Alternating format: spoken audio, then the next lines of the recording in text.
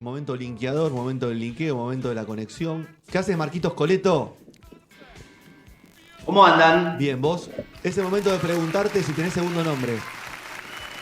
Si tengo segundo nombre, no. Mentí en segundo grado que me llamaba Rafael por las tortugas ninjas, pero no, soy Marcos. Muy buena, me encantó. Segundo apellido no.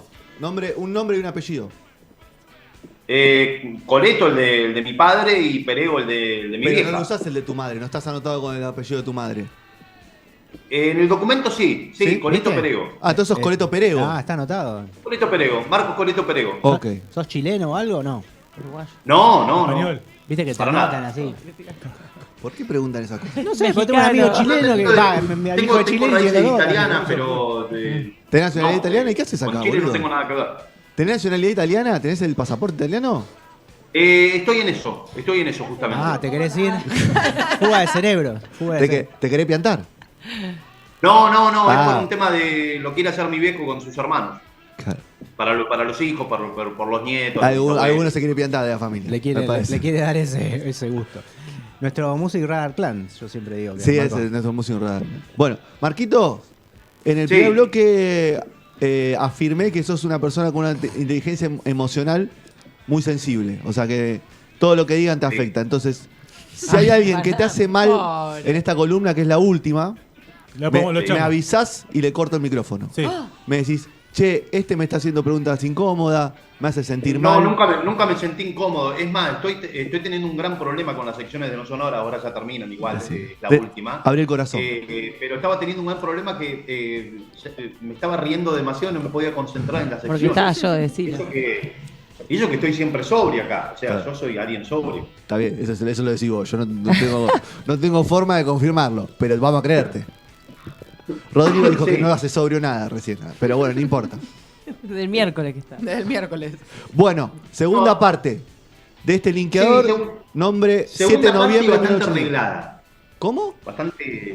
Segunda parte y bastante bien organizada, digamos. Bien. Bien organizada. Bueno, si vos lo decís. Bien porque te acusaron de choreo acá. Bueno. Sí, que el otro día lo aclaré, pero no tiene sentido volver a aclararlo porque me van a decir chorro igual, así que no sé. Bueno, que piensen lo que quieren. Obvio, perfecto. Me parece genial. Dale.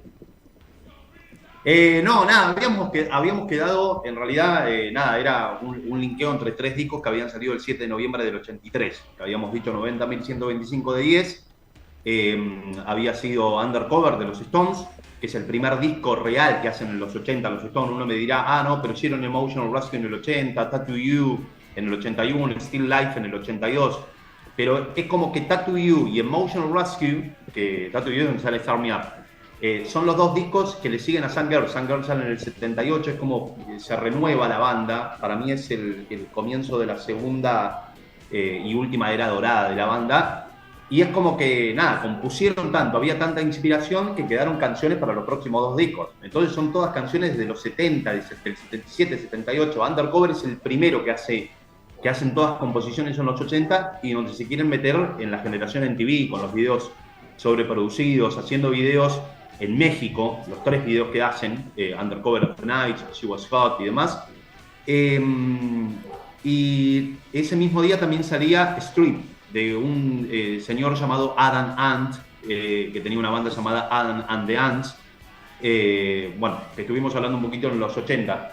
Y habíamos relacionado esos 2 discos, nos había quedado el de los Stones, y habíamos quedado en que, claro, estábamos hablando del sello Island, sello discográfico inglés que se crea en Inglaterra para poder llevar la música de Jamaica a Inglaterra y al mundo.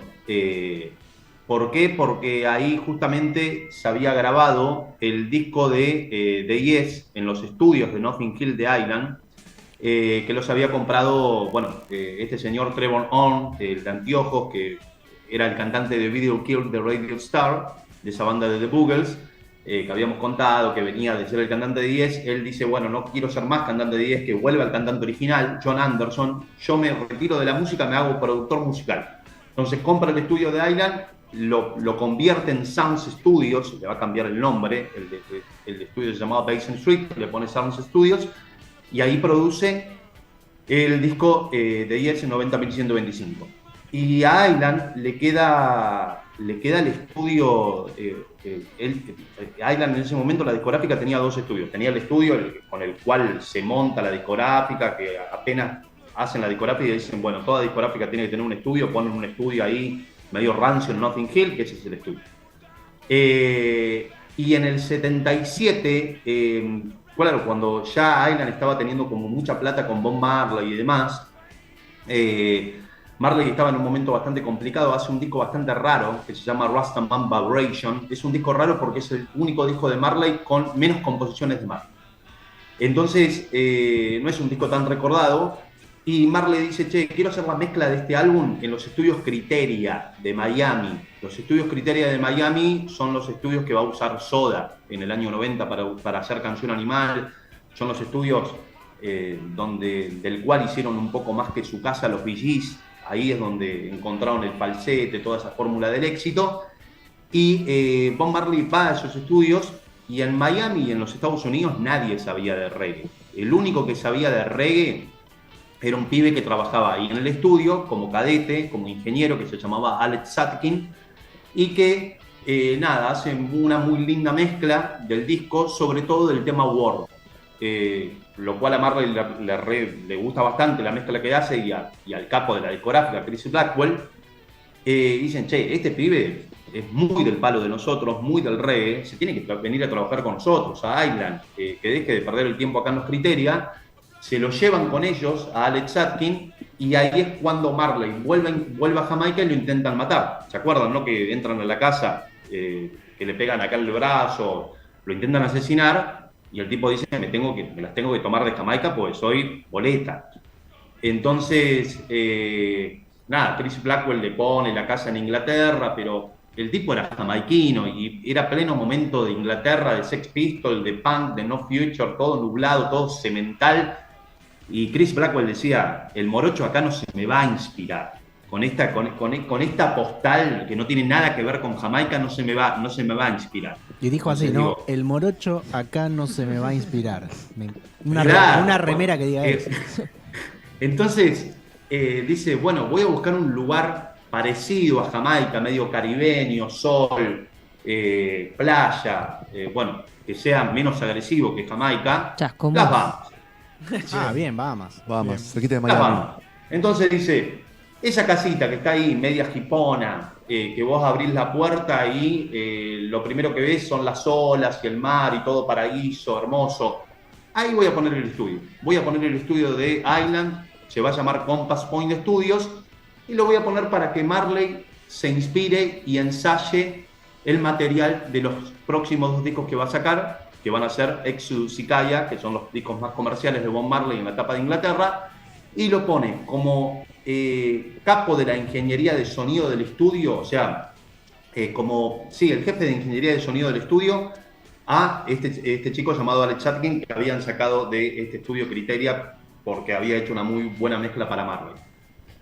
Entonces lo ponen ahí a Alex Satkin, y Alex Satkin es un pibe que estaba ahí, entonces le venían todos los laburos de rebote. Y, por ejemplo, por eso no es casual también que Alex Satkin, el primer disco que produce, o sea, uno lo tiene como productor, como gran productor Alex Satkin. El primer disco que produce el tipo es Survival de Bob Marley, donde está So Much Trouble in the World, es el anteúltimo disco que hace Marley en vida, del 79.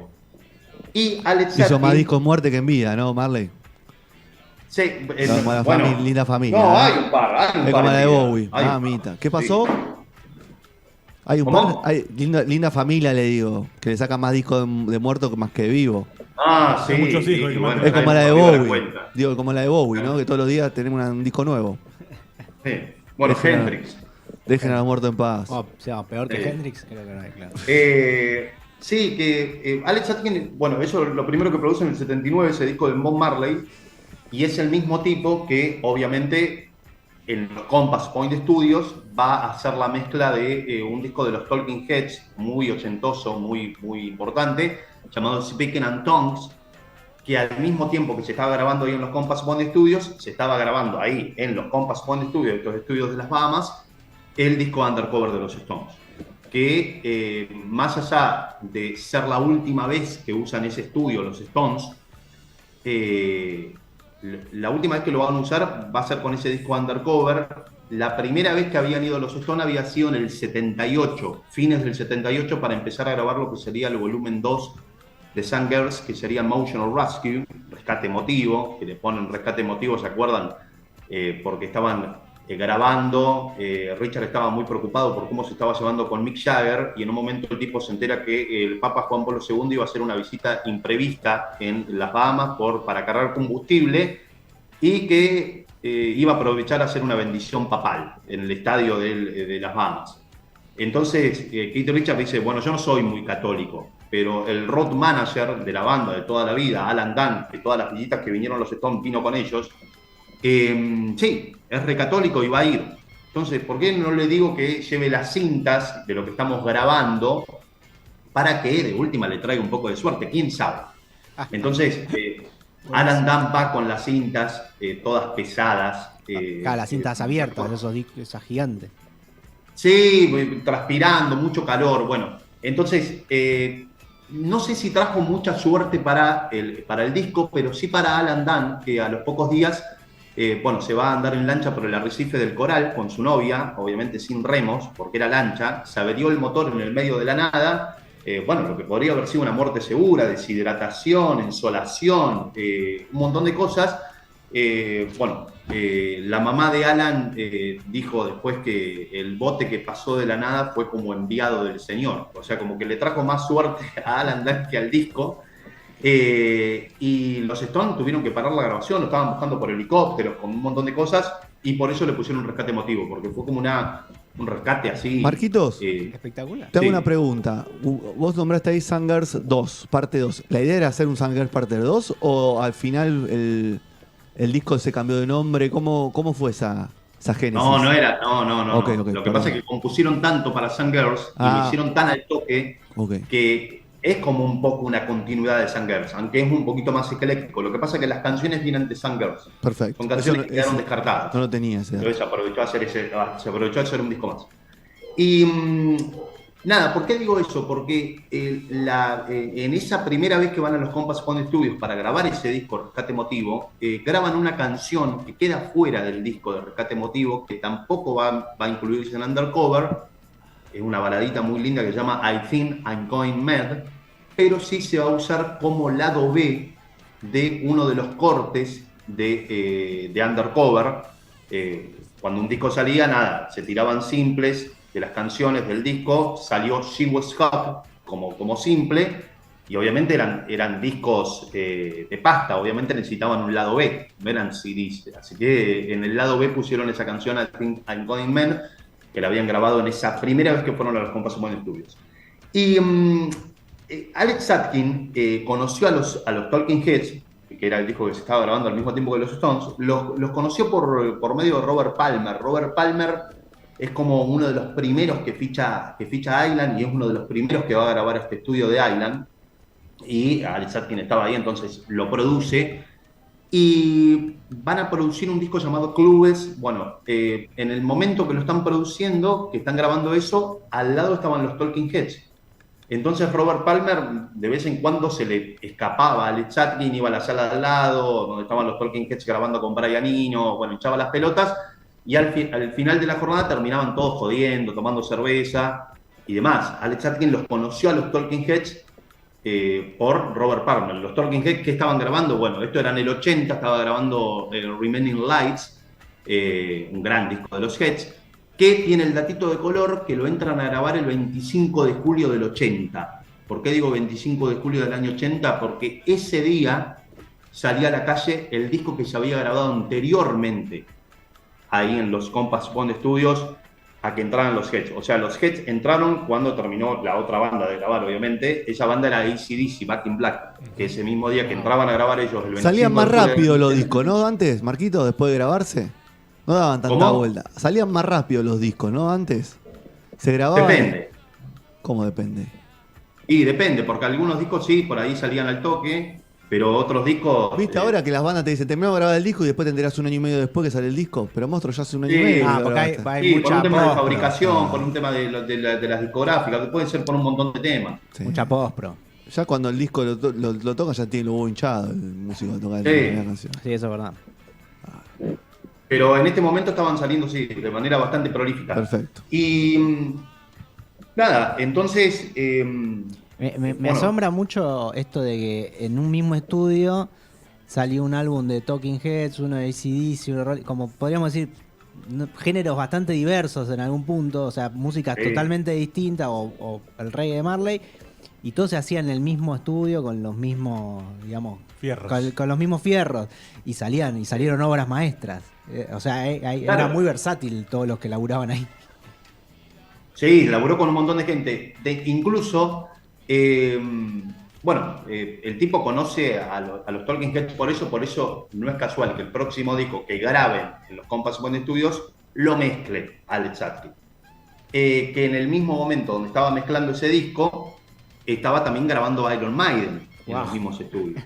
Estaba grabando el disco Peace of Mind, donde sale The Trooper, The Trooper, que acá en claro. Argentina se conoció como Tranquilidad. Un disco de Maiden se llamaba Tranquilidad. Sí. Hermoso. En No, la porque época que en realidad era traducían Peace of todo. Mind, era como paz de mente, Claro. paz de la mente o estar bien de la cabeza, no sé. Claro, sí, sí. En la época Sí. que traducían todo, ¿no? Que tenían que traducir todo. Claro, entonces, bueno, y Alex Atkin, ahora es muy interesante esto que hace el tipo. El tipo en ese momento, año 83, produce el tercer disco de Duran Duran, que mirá vos cómo son las cosas, hoy está cumpliendo 39 años. Se llama Siete y el Tigre Harapiento, que es el disco como más experimental de Duran Duran, donde está The Reflex, New Moon on Monday, que es un disco donde el productor es bastante importante, Alex Atkin, porque genera como una grieta. ¿Qué grieta genera? Y porque el tipo era como muy experimental para grabar, lo sacaba, no grabemos solo la banda, vamos afuera, grabemos las olas, los pajaritos, el clima, el ambiente, cosas que se empiezan a hacer mucho en los 80, y hay una parte de la banda que se recopa con eso, con los climas, con la pretensión, y había otra parte de la banda que no, que era más rockera, que incluso era más... digamos, digo toxi no de tóxico, sino que esta cosa de jugar un poco con el rockstar, con los excesos, con la instrumentación bien orgánica, bien tocada, que esa parte era el bajista John Taylor y el guitarrista Andy Taylor. Entonces es como que se divide la banda, hay como una grieta, por eso al toque se separan y se dividen en dos bandas. Una banda que se llamaba Arcadia, que recomiendo muchísimo, el único disco que sacó Arcadia, que es todo, bueno, para mí lo más pretencioso que hizo el pop de los 80, y después la otra parte que se van justamente con Robert Palmer. O sea, Alex Atkin se va con la parte ambiental, con Simon Levon, con Nick Rose y con Roger Taylor, se van a Francia, un castillo, bueno, todo mucho más etéreo, y la otra parte justamente se van a Nueva York, a los Power Station Studios, que se van justamente con Robert Palmer, que es el tipo que venía produciendo Alex Atkin. A la banda le ponen Power Station, sacan ese tema llamado Some Like the Hot, muy conocido, y al toque de que terminan esa aventura, Robert Palmer vuelve a los Compass Point Studios con Andy Taylor, con ese guitarrista de Duran Duran que se había venido con él para armar Power Station, para hacer esa canción, ¿se acuerdan? Addicted to Love. Sí. Que el video después le hizo como una parodia, ¿cómo era esta cantante? Shania Twain. Shania Shania Twain. Sí, Shania Twain, la de... Men and Feel Like a Woman, ¿no? Amen a Feel, bueno, Men, sí, la que el tenía video los de ese chaboncitos tema, trabajando. el video de ese hit, ¿vieron que están como en un fondo con fuego? Sí, y sí. se mueven todos así. Bueno, es la parodia del video de Addicted Sí, to es Love, verdad. de Sí. Robert Palmer. Es verdad, es verdad. Bueno, un clásico de los 80. Que son todos Eh, chabones en cuero tocando con una guitarra, me parece, ¿no? Que están todos haciendo lo mismo. Sí, él está como muy, bueno, sí, dandy, como siempre. No, digo Shania Twain, Sí. me acuerdo de la parodia. Sí. Y fíjense lo de Alex Atkin. Alex Atkin termina de producir ese disco de Duran Duran, 7 y el Tira Harapiento, el del 83, que hoy está cumpliendo 39 años. Lo hacen en la isla de Montserrat, en los estudios Air de la isla de Montserrat, de George Martin, productor de los Beatles. Lo termina de trabajar en octubre. octubre del 83, y el disco va a salir el 21 de noviembre, como decía Fede recién, si salía al toque ese disco, por ejemplo, el tipo termina en ese octubre de producir eso, no se va a su casa, se toma un avión de Montserrat a Nueva York para empezar a producir, para empezar a grabar y producir el disco de Foreigner, Ancient Provocator, donde sale I wanna love it. Más. Un clásico de De cancha. Temeque. Cuando Temeque. Bueno, la balada, el tema más clásico de Foreigner. Tema Les para hacer dije el amor. que- ¿No? Les dije que venía con canto en la clásico. Un tema para hacer el amor. Sí, yo creo que los amueblados cobran más los amueblados derechos de autor que Foreigner. Sí, obvio. Por eso. Claro. Los hijos que se han hecho. Bueno,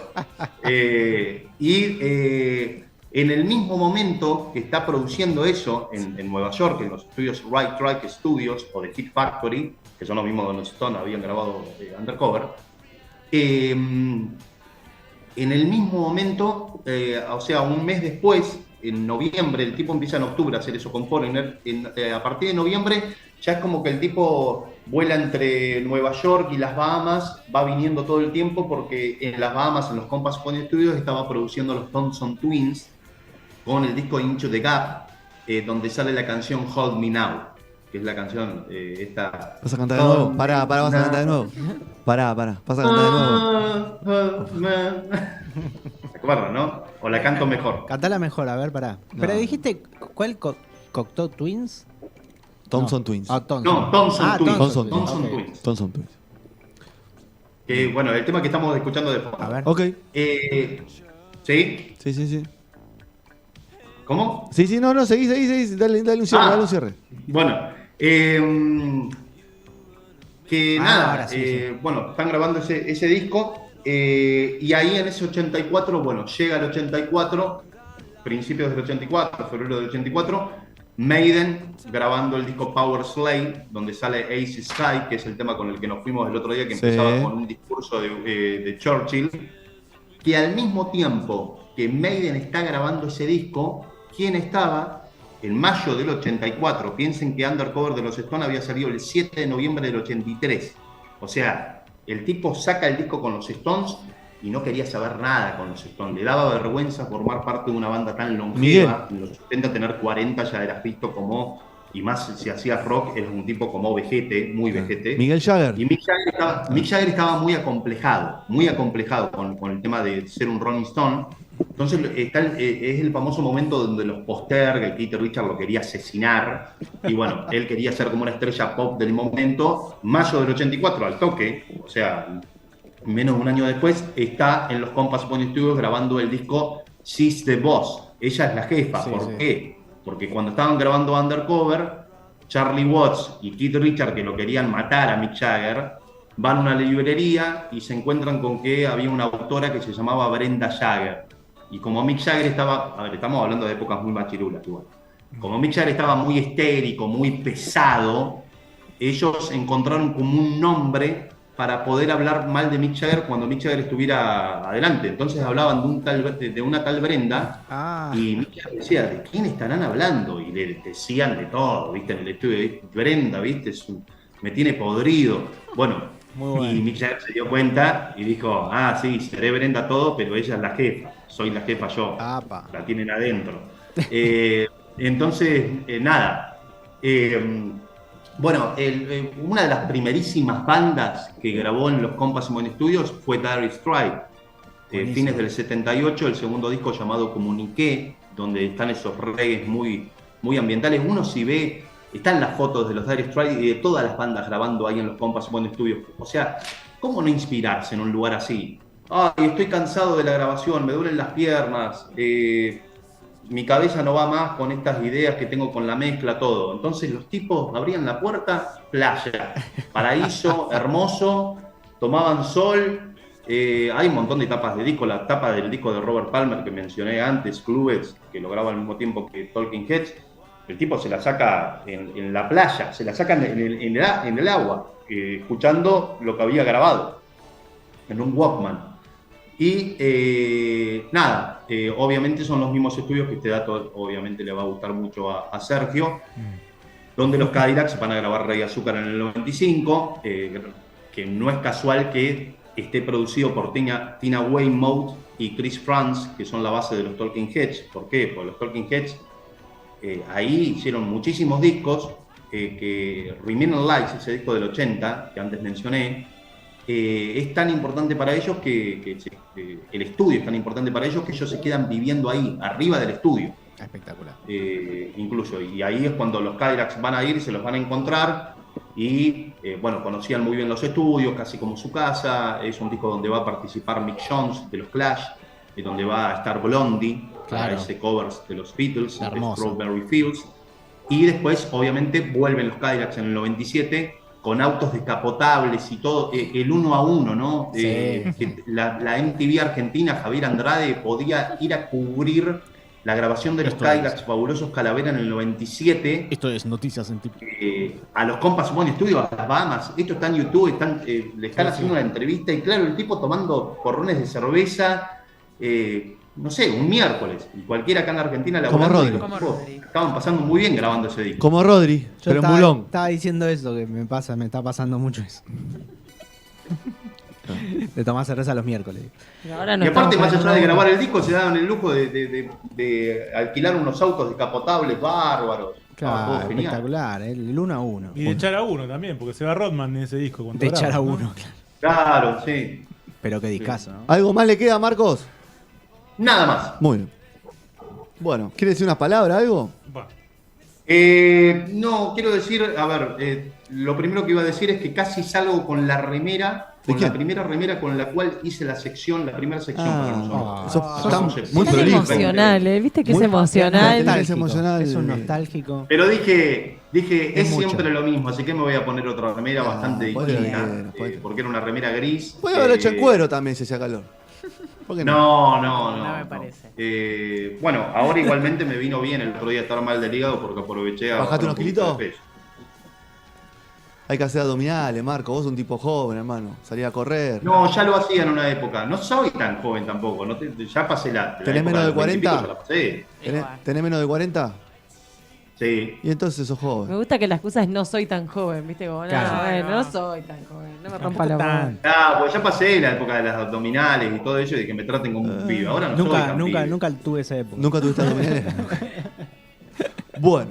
Abrazo grande, Marquito. Gracias por tanto. Nos estamos viendo igual. Vamos hablando de estos días. No, gracias. Sí, obviamente que nos vamos a ver, pero bueno, gracias a ustedes por la oportunidad, por siempre, bueno, el reconocimiento, la buena onda y la consideración. Así que, bueno, muchas gracias y Vamos los voy a hablando. estar escuchando ahora. Dale. Los voy a seguir escuchando. Gracias, Muchas Marcos. gracias. Grande, Chau, chau. Chau, un abrazo grande, grande. Vamos a escuchar. ¿Qué quieres decir? Lo busqué porque no lo estaba ahí en la duda, pero Shakira también grabó en ese lugar el ¿Viste? tema Loba, por ejemplo. ¿no? No lo tengo ese disco de Peor Johnny. de todos los que tiene. Todos van a She cantar was. hoy. Mick Jagger. Un agudo. Mick Jagger, Just Another Night. Ya venimos con manos sonoras.